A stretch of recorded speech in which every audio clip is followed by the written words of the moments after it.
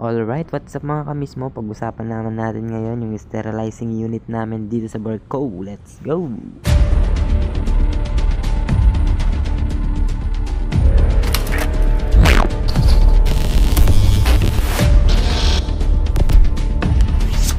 Ayan mga kamismo, yung aming fresh water pump, drinking water pump. Ayan, iba-ibang klase yan. Sa ibang barko wala niyan. Tapos kapag papalit ako ng mga filter, ito yun, weekly. Ayan na yung kulay niya, oh. Kapag umabot na ng isang linggo, nagiging kulay orange na. Ito yung pamalit, spare. Nililinis ko lang to kasi mabilis dumumi. Yan. Bali ang gagawin, bubuksan lang muna yung bypass. Ito yung bypass, yan, bypass. Bukas, bypass. Tapos sarado yung inlet na papasok dito sa filter, inlet outlet. Yan. Sarado.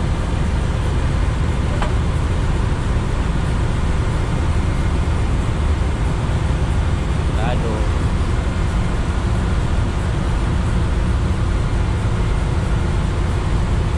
Yan. Pagka nasarado na, pwede na buksan ito. Bukas. Kung bukas natin, wala yung katala eh. Wala yung mga katala doon. Tatlo yun eh, malalaki, wala lahat.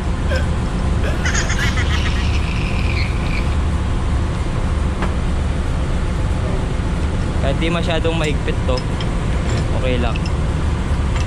Kasi may gasket naman yan.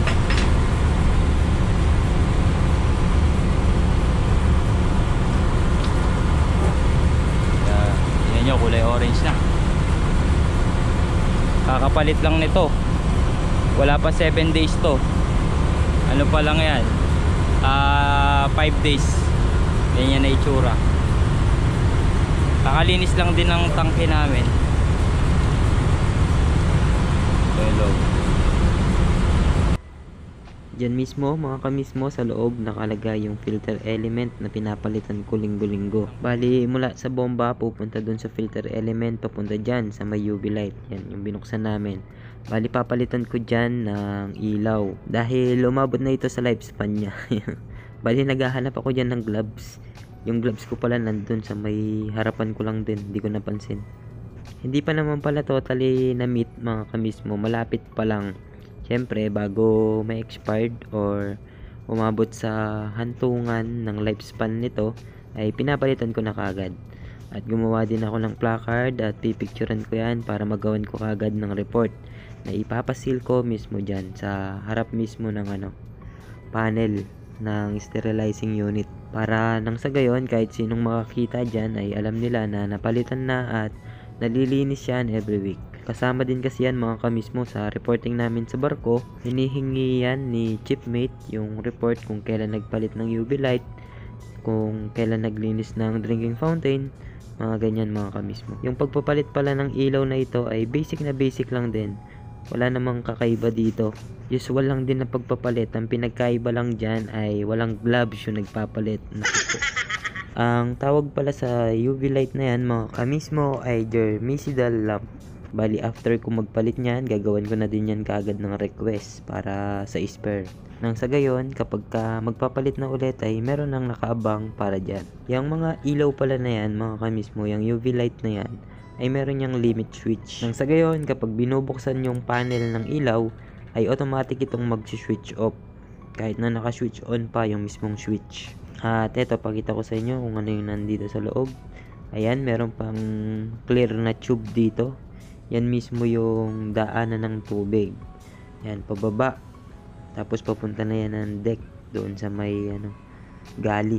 At yung mga dumadaan na tubig doon sa may clear na tube na yon, syempre na nadadaanan ng UV light. Ayan, at ang UV light na yan na mismo yung taga-sterilize. Matindi talaga yan mga kamismo, yung UV light na yan or ultraviolet. Isa kasi yung invisible light radiation na may wavelength between 200 to 300 nanometers.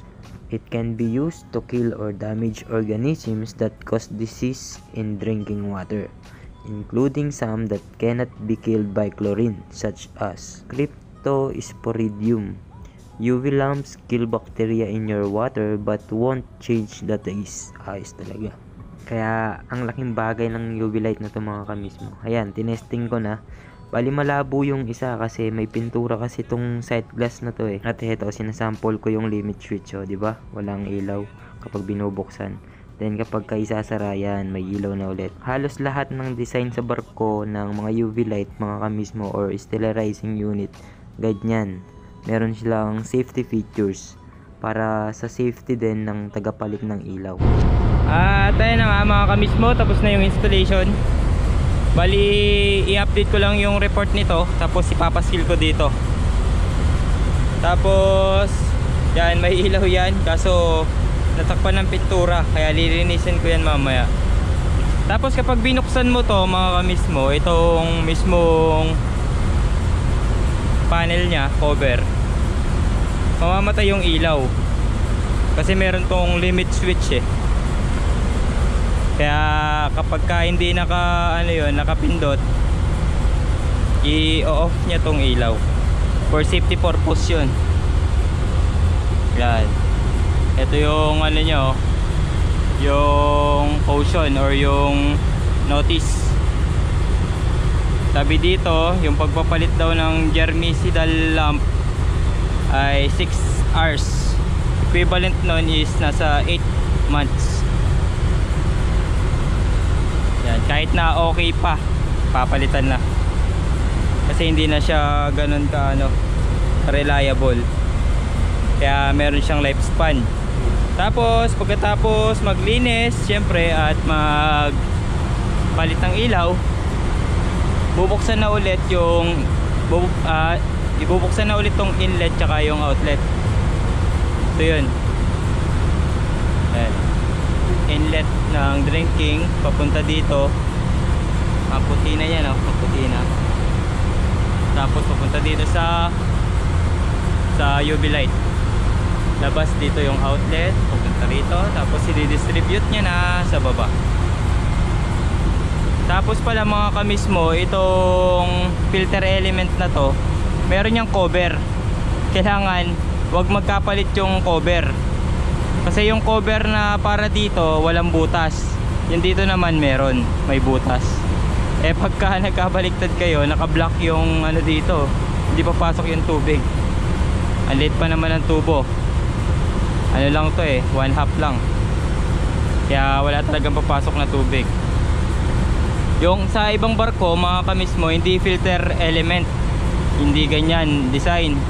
Yung sa ibang barko, malaking cartridge filter, disposable naman yun. Every 1 year pinapalitan. Sa kabilang barko ko dati, ganun yun eh. Mas malaki yun. Ito maliit. Tapos maliit lang din yung UV light nun. Yun lang naman mga kamismo, at dito ko natatapusin yung video na to. Ganun lang yung ginagawa kong maintenance dito. Tapos yung minsan pala nagkakaroon ng trouble ito, yung pump. Magrereklamo sila mayor, walang tulo yung mga drinking faucet doon. Ang nangyayari, nagbabasyo. Kaya ang gagawin ko, ito-trouble ko lang, lalagyan ko lang ng priming yung pinaka pump. Merong lagayan ng tubig kasi yan eh, nababasyo yun kung minsan nagkakaroon ng hangin sa katagalan. Yan. At yun lang mga kamismo. Nasa biyahe pa din kami. Malayo-layo pa yung biyahe namin. Papunta kami ng Kandla, India. Ayan o. So paano ba yan? Hanggang dito na lang. Hanggang sa muli. Bye bye.